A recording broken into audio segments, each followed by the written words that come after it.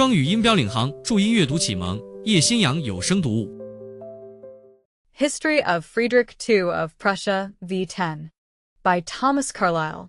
Carlyle's History of Friedrich II of Prussia. Book X. Book X. At Regensburg. 1730, 6-1740. Chapter 1. Mansion of Regensburg. On the Crown Prince marriage. 3 years ago, when the AMT or Government District Ruppen, with its incomings, was assigned to him for revenue, we heard withal of a residence getting ready. Hint had fallen from the prince that Regensburg, an old country seat, standing with its domain round it in that little territory of Ruppen, and probably purchasable as was understood, might be pleasant, were it once his, and well put in repair, which hint the kind paternal majesty instantly proceeded to act upon. He straightway gave orders for the purchase of Regensburg, concluded said purchase, on fair terms, after some months' bargaining, 23 October, 1733. Order given, 16th March, 1734. Purchase completed. Prussia, I. 75, and set his best architect, 1 Kemeter, to work, in concert with the Crown Prince, to build, and enlarge the decayed Schloss of Regensburg into such a mansion as the young Royal Highness and his wife would like. Kemeter has been busy, all this while, a solid, elegant, yet frugal builder, and now the main body of the mansion is complete, or nearly so, the wings and adjuncts going steadily forward. Mansions so far ready that the Royal Highnesses can take up their abode in it, which they do, this autumn, 1736, and fairly commence joint housekeeping, in a permanent manner. Hitherto it has been intermittent only. Hitherto the Crown Princess has resided in their Berlin mansion, or in her own country house at Schönhausen, husband not habitually with her, except when on leave of absence from Ruppen, in carnival time or for shorter periods. At Ruppen his life has been rather that of a bachelor, or husband abroad on business, up to this time, but now at Regensburg they do kindle the sacred hearth together. August 6, 1736, the date of that important event. They have got their court about them, dames and cavaliers more than we expected. They have arranged the furnitures of their existence here on fit scale, and set up their Laras and Penates on a thrifty footing. Majesty and Queen come out on a visit to them next month. September 4th, 1736, IB. Raising the sacred hearth into its first considerable blaze, and crowning the operation in a human manner. And so there has a new epoch arisen for the Crown Prince and his consort. A new and much improved one. It lasted into the 4th year, rather improving all the way, and only kingship, which, if a higher sphere, was a far less pleasant one, put an end to it. Friedrich's happiest time was this at Regensburg. The little 4 years of hope, composure, realizable idealism, an actual snatch of something like the idyllic, appointed him in a life pilgrimage consisting otherwise of realisms oftenest contradictory enough, and sometimes of very grim complexion. He is master of his work. He is adjusted to the practical conditions set him. Conditions once complied with. Daily work done. He lives to the muses, to the spiritual improvements, to the social enjoyments, and has, though not without flaws of ill weather, from the tobacco parliament perhaps rather less than formerly, and from the finance quarter perhaps rather more, a sunny time. His innocent insipidity of a wife, too, appears to have been happy. She had the charm of youth, of good looks, a wholesome, perfect loyalty of character withal, and did not take to pouting, as was once apprehended of her, but pleasantly gave and received of what was going. This poor Crown Princess, afterwards Queen, has been heard, in her old age, reverting, in a touching transient way, to the glad days she had at Regensburg. Complaint openly was never heard from her, in any kind of days, but these doubtless were the best of her life. Regensburg, we said, is in the AMT Ruppen, naturally under the Crown Prince's government at present. The little town or village of Rainsburg stands about 10 miles north of the town Ruppen, not quite a third part as big as Ruppen is in our time, and much more pleasantly situated. The country about is of comfortable, not unpicturesque character, to be distinguished almost as beautiful. In that region of sand and moor, lakes abound in it, tilled fields, heights called hills, and wood of fair growth. One reads of beech avenues, of high linden avenues. A country rather of the ornamented sort, before the prince with his improvements settled there. Many lakes and lakelets in it, as usual hereabouts. The loitering waters straggle, all over that region, into meshes of lakes. Rainsburg itself, village and schloss, stands on the edge of a pleasant lake, last of a mesh of such, the summary, or outfall, of which, already here a good strong brook or stream, is called the Rhine, Rhyn or Rain, and gives name to the little place. We heard of the Rhine at Ruppen. It is there counted as a kind of river. Still more, 20 miles farther down, where it falls into the Havel, on its way to the Elbe. The waters, I think, are drab-colored, not peat-brown. And here, at the source, or outfall from that mesh of lakes, where Rainsburg is, the country seems to be about the best, sufficient, in picturesqueness, and otherwise, to satisfy a reasonable man. The little town is very old, but, till the Crown Prince settled there, had no peculiar vitality in it. I think there are now some potteries, glass manufactories. Friedrich Wilhelm. Just while the Crown Prince was removing thither, settled a first glasswork there, which took good root, and rose to eminence in the crystal, Bohemian crystal, white glass, Cut glass, and other commoner lines. In the Crown Prince time, Italic Beschreibung des Luftschlosses etc. zu Rheinsberg and Italic, Berlin, 1788. Author, a Lieutenant Hennert, thoroughly acquainted with his subject. Rainsburg stands on the east or southeast side of its pretty lake. Lake is called the Greinrich See, as all those remote lakes have their names. Mansion is between the town and lake, a mansion fronting, we may say, for ways, for it is of quadrangular form, with a wet moat from the lake begirdling it, and has a spacious court for interior. But the principal entrance is from the town side. For the rest, the building is ashlar on all sides, front and rear.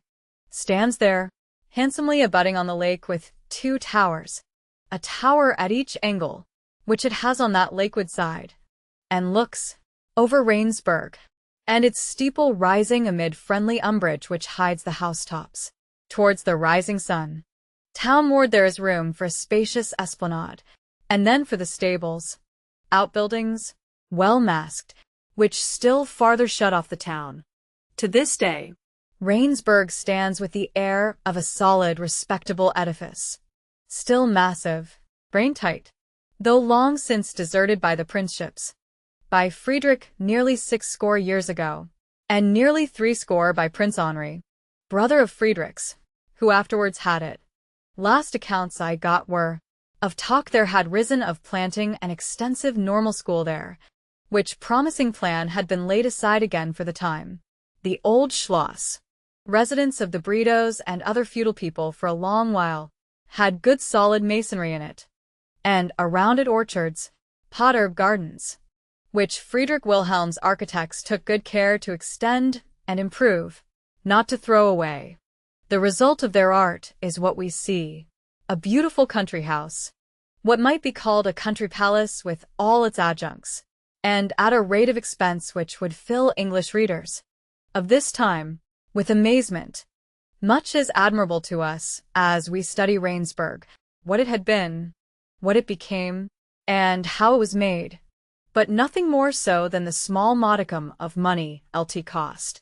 To our wondering thought, it seems as if the shilling, in those parts, were equal to the guinea in these, and the reason, if we ask it, is by no means flattering altogether.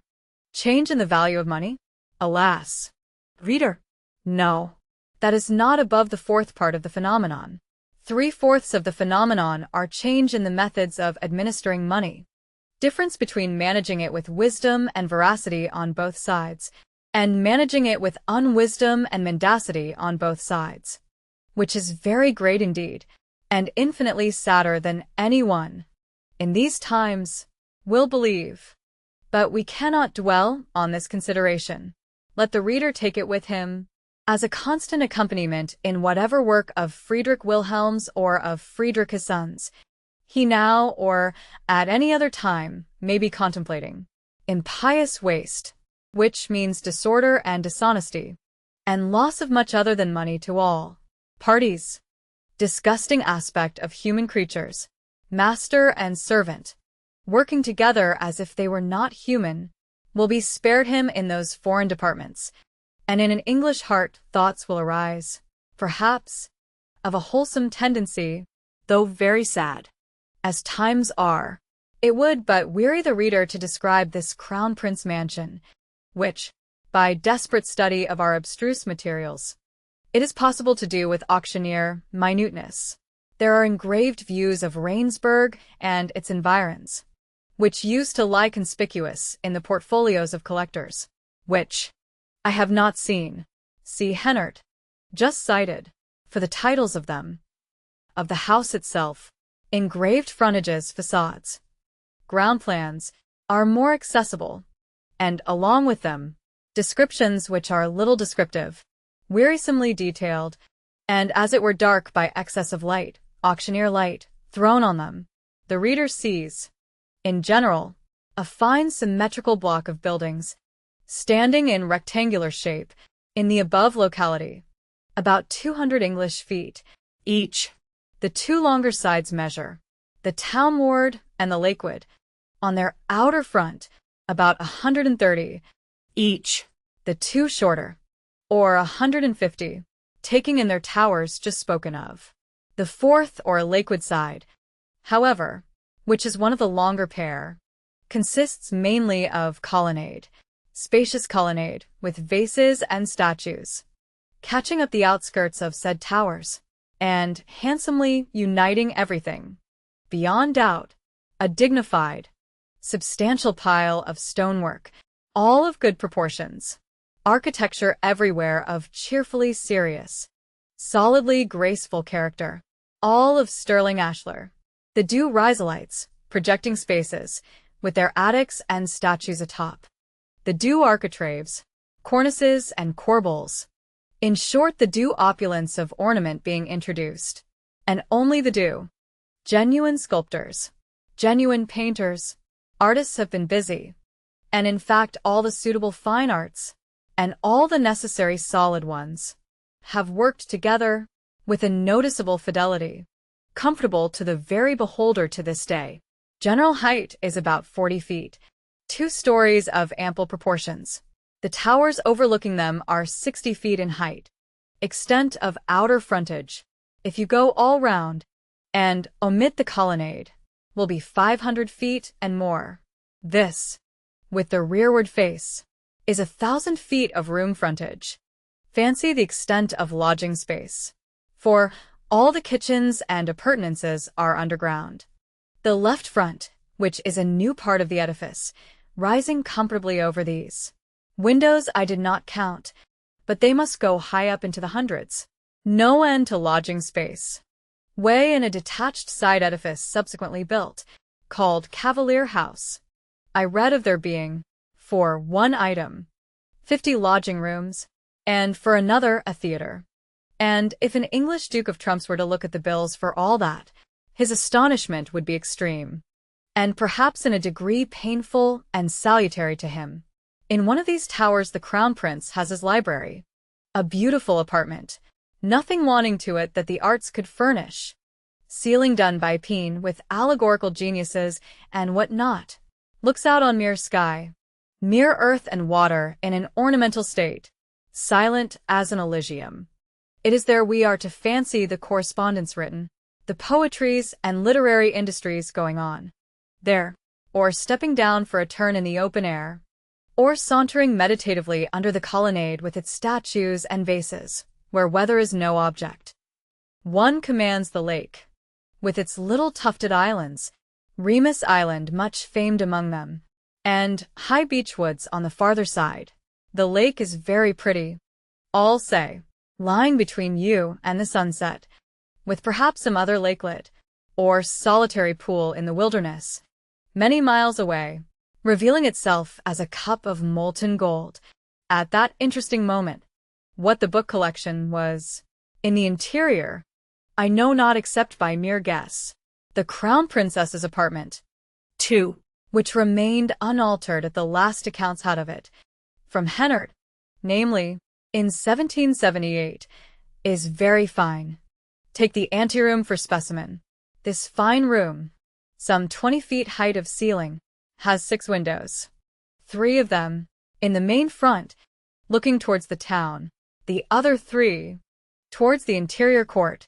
The light from these windows is heightened by mirrors covering all the piers, shaft, interspaces of the walls, to an uncommonly splendid pitch, and shows the painting of the ceiling, which again is by the famous Peen, to much perfection. The artist himself, too, has managed to lay on his colors there so softly, and with such delicate skill, that the light beams seem to prolong themselves in the painted clouds and air, as if it were the real sky you had overhead.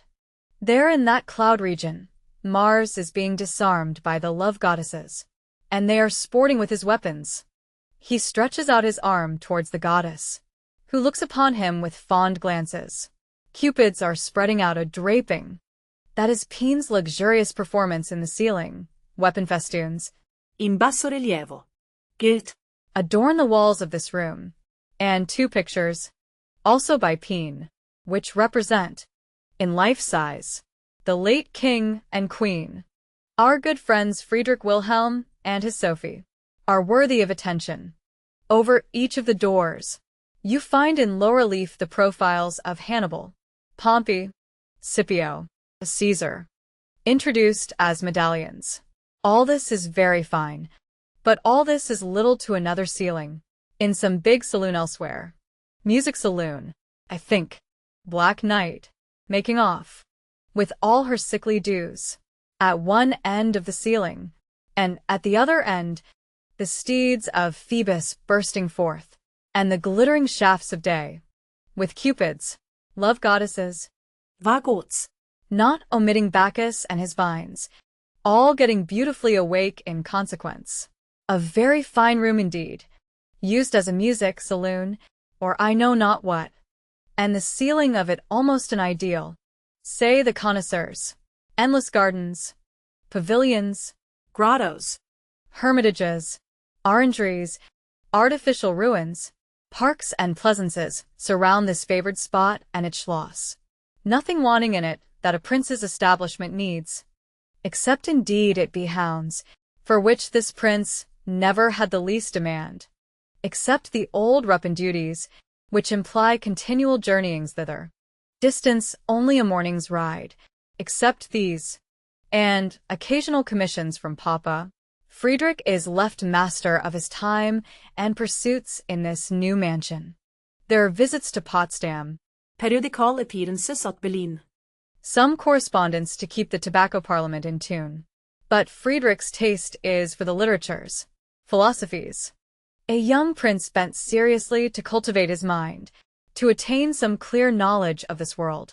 So all-important to him, and he does seriously read, study and reflect a good deal. His main recreations, seemingly, are music, and the converse of well-informed, friendly men. In music we find him particularly rich. Daily, at a fixed hour of the afternoon, there is concert held,